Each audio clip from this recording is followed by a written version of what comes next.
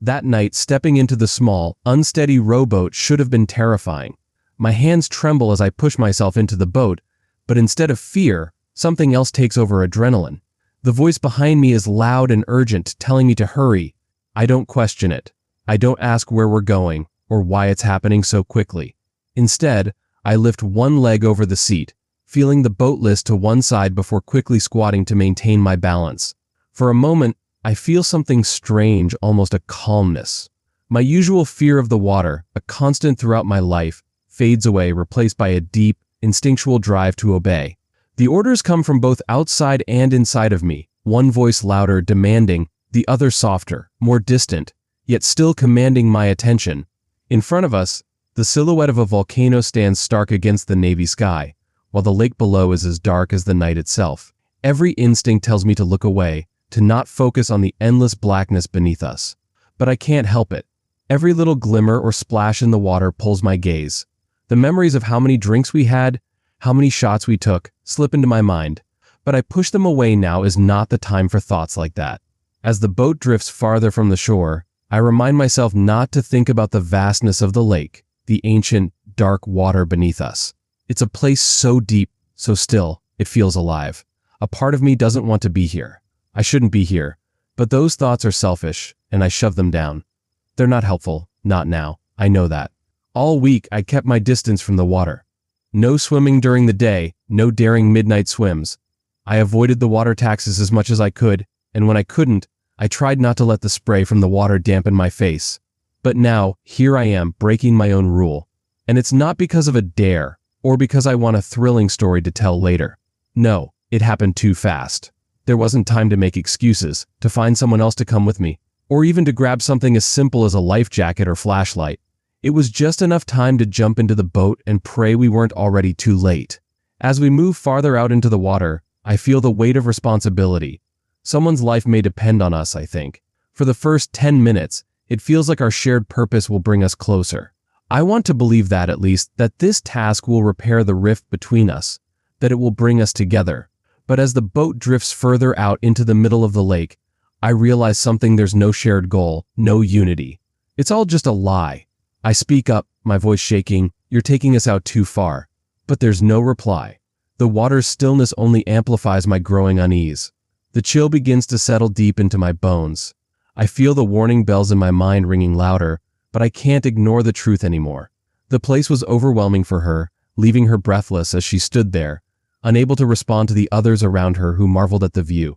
She had expected a lake to be just a lake, but this one felt different, filled with memories and emotions that were impossible to ignore. It wasn't just a pretty scene, it was a reminder of something much deeper.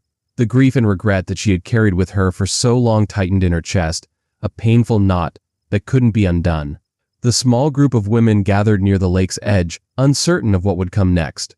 They were told a boat would take them to their cabins, but it seemed the road didn't go all the way around the lake. One woman speculated they were staying on an island, while the guide explained that the villages surrounding the lake were connected by boats and sometimes tuk-tuks. For the guide, every inconvenience was a part of the magic of the place. But for her, it felt like just another part of the struggle, a reminder of everything she had lost. As the group made their way to the water, an old man cleaned fish nearby, and the smell of them made her stomach twist. She waited for the dizziness from the bus ride to settle, her eyes catching the towering volcanoes in the distance. The lake itself, calm and serene, seemed almost too perfect, but her mind couldn't escape the memory of the past. The last time she was here, the day her daughter disappeared. Her mind returned to the months following her daughter's disappearance. Her ex-husband had led the search efforts, using his military connections to hire helicopters and search teams, while she stayed behind, trying to make sense of what had happened. There had been a glimmer of hope when personal items were found near the lake, but it all seemed to fade when experts began to doubt they would find anything. They all thought her daughter was gone forever. Still, she couldn't stop searching. As the search continued, she learned more about drowning than she ever wanted to know. The lake, deeper than any lake back home, hid secrets that might never surface. And though they continued to search, her daughter remained a mystery.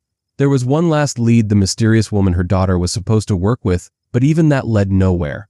She had stopped hearing from the woman, and every attempt to contact her was met with silence. With no answers left, she made a choice. She signed up for a memoir workshop at Lake Atitlan, using a name from her past, hoping it might give her the opportunity to discover something new. She didn't care about writing or getting published, she just needed to try something else, anything to keep moving forward. As she stood there, taking it all in, a small girl approached the group, trying to sell them bracelets. She kept her distance from the woman, sensing her sadness, but soon, the guide handed out bottles of water, warning them about the altitude. The moment of peace was short-lived as a boat approached to take them to their cabins. As her seatmate from the bus, a friendly woman, put an arm around her shoulder, she couldn't shake the feeling that she was still alone in her grief, even in this crowd. There is no shared goal. There's only a cold, unspoken reality sinking deeper into the lake with every passing second. The clouds above us shift, casting shadows on the moon, and with one more sharp motion of the oars, we stop, floating in the blackness of the still water. I want to go back, I say, but it's too late. The group steps off the docks, moving slowly toward their destination. A woman tries to lighten the mood, saying they're almost there. They walk past a beach and enter an area surrounded by trees, plants, and a low wall, leading them into a garden. One of the women in the group, a heavyset person with olive skin and black hair, mentions how she hopes they get small washcloths since it's been a hot day. She smiles at the woman walking next to her and mentions a memoir she's writing about her family's vineyard. The other woman enjoyed reading a part of the memoir she got during the trip. Suddenly, the group is surrounded by a bunch of young boys who reach for one of the women's pants, calling out strange words. The woman is confused by their words and doesn't understand why they think her arrival is related to zoo animals. She keeps a tight grip on her things while trying to understand the boys. The boldest boy points at her bag and asks if she has zoos or cassava words that don't make sense to her. The woman responds in a calm way, trying to ask the boy's name. He introduces himself, and she gives him an orange pencil, which he takes with no reaction. The woman's friend leads them past the boys, explaining that the kids likely think she has shoes to donate, as many people in the area give away clothes and shoes. She remembers receiving a lot of instructions before the trip, including reminders to bring small change for tips, avoid wearing jeans, and try to go natural with no makeup. These emails were sent after she submitted a writing sample. She also recalls a text from a friend who was excited about a new job, now realizing that her friend was preparing to guide a group of nervous visitors, just like her. A conversation takes place where one person explains their job as a troubleshooter, doing whatever is needed every day, without any days off. They mention it's a short-term role, only lasting 12 days, including a workshop and a few extra days before and after. The other person asks if they are getting paid, but the response is vague, saying it's more of a learning opportunity. There's also mention of a promise to go out for dinner once the job is over. The person recounts how, before arriving at Lake Atitlan, they had been talking about returning home soon. They had already spent over a month in Guatemala, and before that, they traveled through Panama, Nicaragua, and Costa Rica. They had gotten their travel fix and had a rare video call with family. The story goes back to a past argument about post-college plans. One person had been rejected from 2 creative writing programs, which was a big blow to their dream of becoming an author. There was a difference in opinion about whether they should keep trying for a master's degree or not. The other person thought a degree could lead to teaching opportunities, while the rejected person argued there were no teaching jobs and that a degree didn't make someone a writer. Before leaving for Guatemala, the rejected person applied to several new grad schools, seeming to bounce back from the disappointment. However, something changed during their time at the workshop. They became less communicative, with texts showing signs of hopelessness and self-doubt, questioning their worth as a writer, and feeling like they had nothing interesting to say. Meanwhile, as they approach a simple hotel compound, the person reflects on the group of women around them. There are women of various ages, from young to elderly, but most are around the same age as the person, dressed in linen and cotton, with many wearing big sun hats and statement jewelry. They wonder who might be wealthy and who might be struggling to fund their writing dreams. As they arrive at the open-air reception area, the group gathers with their luggage, and 3 hotel staff members bring out pitchers of hibiscus tea, which one person jokes might be alcohol.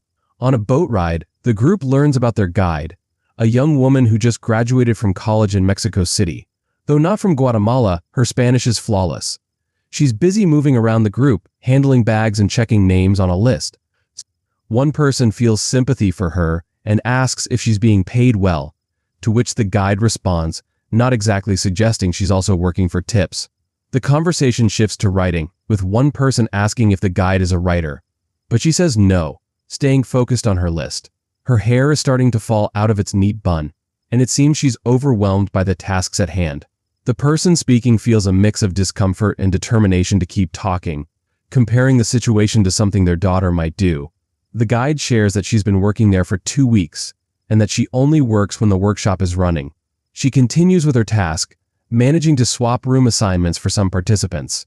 Another woman, who seems to be older, asks if the guide will be staying with them, but she explains she won't, as she has a friend in town. Rose, feeling curious, asks if the guide stays in the cabins, but the guide is clearly annoyed and says she stays with her friend. As the group moves through the compound, the focus shifts to finding more details about the missing person. There's uncertainty about where the missing person stayed during the early days of the trip, and though they've looked through a list of places, something might have been missed. Rose struggles with the frustration of not being able to figure out the simplest details, such as where her daughter slept after she started working. The scene then shifts to Rose noticing a conversation between 2 women in the garden. One is tall, with platinum hair and well-put-together clothes, making a strong impression. Rose is tempted to retreat and read the memoir she started on the plane, but realizes she needs to engage with the group as part of her research. One woman introduces the other, and Rose learns the second woman has just arrived and missed the dinner the night before. Rose notes her striking appearance, feeling a sense of contrast between the women. The conversation continues, with the woman sharing she's jet-lagged, and the other woman teasing her about it, revealing a story behind the comment. It turns out, the woman's essay about bluffing and conning people was one of the best manuscripts sent for review. The group is still gathered, and a conversation takes place where one of the women talks about her poker story, admitting she's not great with cards but had written an essay about it. She mentions how she had to pretend to be a novice to win a poker game, adding some personal tension to the situation. Rose finds the story captivating and compliments the woman, though she feels unsure if it's the right thing to say. Rose notices that most of the women haven't submitted proper essays as requested for the writing workshop, which makes her question how serious the workshop is. Some have only sent emails while others didn't send anything at all. It seems less like a selective workshop and more like a casual summer camp. Rose reflects on her own appearance, feeling plain in comparison to others, especially the confident and well-put-together women around her. She remembers her daughter's criticisms about her lack of color in her wardrobe, and how she had planned to shop for more colorful clothes, but didn't get the chance before her daughter's trip. As the conversation continues, Rose has a brief hallucination, thinking she sees her daughter standing in the corner of the patio. It's a fleeting moment, but it triggers memories of her daughter's disappearance and the grief she's been avoiding. Rose feels disconnected from everything, torn between the hope that there's more to her daughter's disappearance and the painful reality that she may never get the full story. She is deeply unsettled by her feelings of guilt, questioning her role as a mother. The constant nightmares and the lack of closure keep her in a state of confusion and pain, struggling to make sense of what happened to her daughter. She tries to avoid facing the truth, yet feels she must find a story that makes sense of the tragedy. But the fear of discovering something worse, something she may not be ready to hear, holds her back. One of the women brings a refreshing drink for Rose and talks about the confusion over room assignments. There are more women than expected, and the group is much bigger than originally planned. Some women are regulars, coming back every year, while others are newcomers. One of them has been coming for 7 years and is working on her memoir, though it's unclear what it's about. The conversation turns to the difficulty of finishing a memoir, with one woman humorously comparing it to childbirth. There's a bit of talk about the upcoming party and how they haven't met the workshop leader yet. One woman explains that the leader is likely avoiding direct contact until the group settles in, making a grand entrance later. Rose wonders if the leader might be pretending to be something she's not, but the others seem to think she's genuine. The group agrees that having a strong leader is important to make the experience memorable. Soon, the group begins heading toward their cabins, and Rose finds herself unexpectedly included in one of the popular groups. She's surprised but happy to be part of it. Rose feels a mix of emotions as she reflects on a conversation with her child. She's reminded of the importance of having friends and being able to talk openly, but the topic quickly shifts as she settles into a rustic cabin with a quiet loft. She prefers it that way, away from the view of the lake, which makes her uneasy after thinking about the boating trip. After unpacking, Rose hears new voices downstairs, but she focuses on organizing her things, even noticing an unpleasant smell from a drawer. She reflects on her partner's suggestion to postpone this trip, thinking he didn't understand her need to go now, especially to process the loss. Rose also thinks about the ongoing investigation into her daughter's disappearance. She's been holding on to hope, despite the evidence suggesting her daughter was involved with drugs and a backpacker. Rose refuses to believe these things are true. She holds on to the belief that her daughter wouldn't have done such things, no matter what the police say. Despite Matt's insistence that they move on, Rose remains determined to find out the truth. She feels regret as she thinks back on the past. The decision should have been made earlier, back when the text stopped. If only someone had acted sooner, before things got out of hand. The approach taken was too forceful, and now it feels like they scared off anyone who might have known something. They should have spoken less, demanded less, and listened more. But isn't that what everyone thinks when they look back? Regrets are a part of life. Everyone has them. But not about finally coming here. The unpacking slows down as she realizes there's no place to put most of her clothes. She digs through her suitcase, and in the process, a crinkling sound catches her attention. It's a tissue-wrapped package, a gift from someone she met before leaving. She remembers the hectic airport scene, with children kicking in their seats, and the gift pressed into her hand. It was meant as a small gesture, something to help with the pain of losing someone dear. A simple gift to offer comfort. The gift wasn't much, but it was thoughtful. She feels grateful for it, even if the situation felt unfair. She wishes she could share the moment with someone, to send a message saying how kind it was. But then, the harsh reality returns. The person she wants to share this with is gone. The absence weighs heavily. She sits on the bed, feeling the sag of the mattress under her. The bed isn't comfortable, but she tries to ignore it.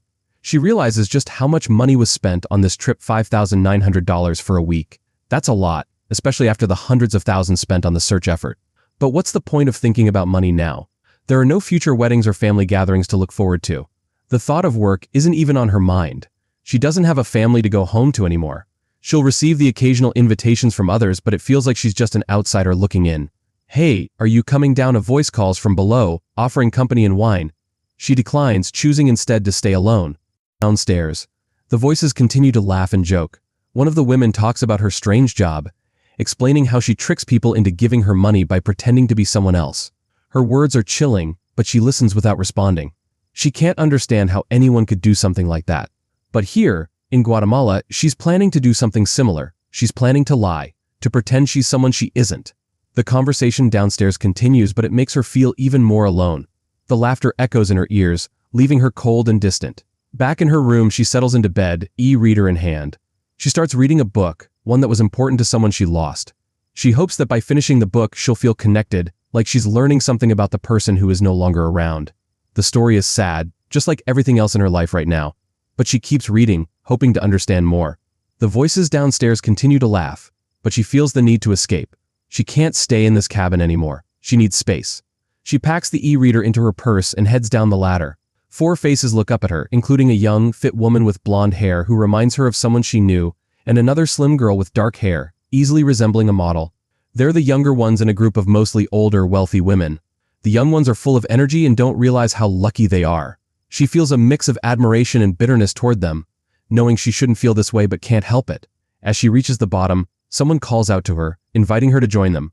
She quickly makes an excuse, saying she needs to find an ATM in town. The one she tried in Antigua didn't work, and she wants to have cash for the upcoming party. Someone offers to lend her some money, but she insists on going herself. One of the women talks about her trip across the country, but the mention of travel stirs painful memories. She thinks about how someone close to her could have done so much, but time ran out for them. Her emotions overwhelm her, and she leaves before anyone can ask her to stay. Outside, she walks through a gate leading to a narrow, quiet lane. She's not here for a vacation. She needs to search, but doesn't know where to start. Passing by a market stall, she thinks of some old photos taken by someone close to her. It's a strange habit, comparing things she sees now with memories from the past, trying to feel a deeper connection to those lost. She continues through the town, passing shops and restaurants. The narrow lanes are full of life, but she doesn't feel the excitement tourists might. She doesn't mind the quiet. She notices people in their own world, focusing on their own lives. At a small shop, she encounters a group of women with shopping bags, one of whom greets her kindly. She tries to make small talk but feels the distance.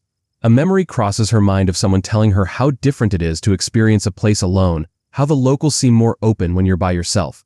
She passes a couple of tourists, dressed in a way that feels out of place. Their carefree behavior and disregard for local customs make her uncomfortable. She feels an odd sense of alienation, reminded of how different things are when you're on your own. Though she notices the awkwardness of the tourists, she also remembers how someone close to her had once shared the value of traveling solo, how it opens doors to experiences and connections that might be missed otherwise. She pushes forward, trying to shake off the discomfort. At the top of the alley, where the busy main road meets, the tuk-tuk drivers line up, offering rides to anyone passing by. She stands there, out of breath, feeling lost and overwhelmed. The dust in the air stings her eyes as she tries to take it all in. The place is unlike anything she's known before.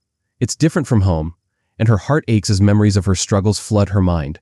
Nothing in her past, not the tough times she's faced, could compare to the pain of losing someone so dear. She stands still, thinking of the moments she can never get back. She wishes she could turn back time, to hold her loved one once more, to laugh and dance together, to share small, quiet moments. But those moments are gone, and all that remains is the emptiness. She looks away, trying to focus on something else's shop window. A display of drinks, but it's not enough to stop the tears. She's angry, but it's not at anyone in particular. It's at the world for being so unfair, for taking away the one person she loved most. Elsewhere, a new arrival walks up the stairs into a large, sun-filled room. Her nervousness is clear as she tries to stay calm, shaking hands to keep her composure. She talks about how she met someone at a cafe, lying about the details. The truth is, it wasn't just a chance meeting, there was more to the story, but she keeps that to herself. She doesn't want anyone judging her. Instead, she tries to impress the woman she's meeting, hoping to make a good impression. As she steps into the room, she notices the mismatched decor, the old photos on the walls, and the bustling